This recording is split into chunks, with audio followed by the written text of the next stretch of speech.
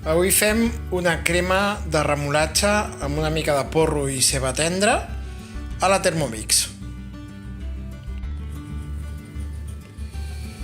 Per fer una mica el daurat de les verdures, primer fem 4 minuts a temperatura baroma i velocitat de cullera.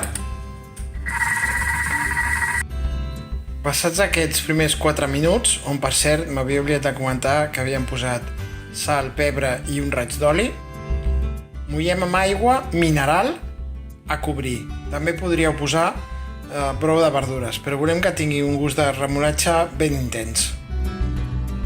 I això ho posarem 13 minuts a la mateixa temperatura, baroma i a velocitat 1.